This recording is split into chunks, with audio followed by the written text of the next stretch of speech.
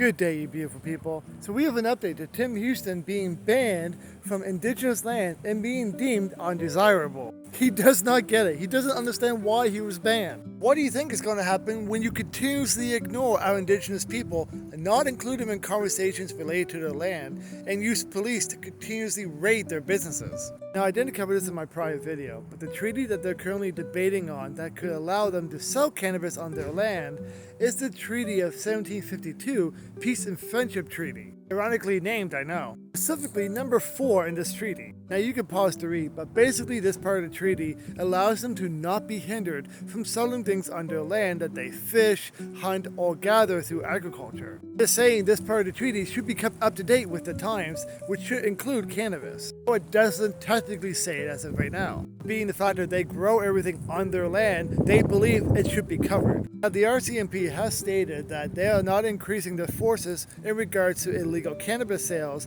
as they've already been tackling it. They also point out there's 118 illegal cannabis stores across Nova Scotia, though they don't know how many of those actually on Indigenous land. Now this is just my personal opinion, but with that kind of reach, you would think instead of going after these stores and wasting taxpayers' dollars, why don't you just create some kind of license to have these companies apply for so they can sell it legally instead of only through the Nova Scotia Liquor Corporation? That will lead to far more revenue growth instead of relying on one company.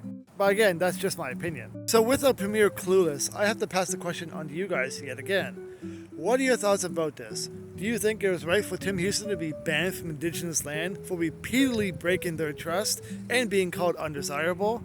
And do you think the 118 so-called illegal cannabis stores across Nova Scotia should be allowed to sell cannabis legally?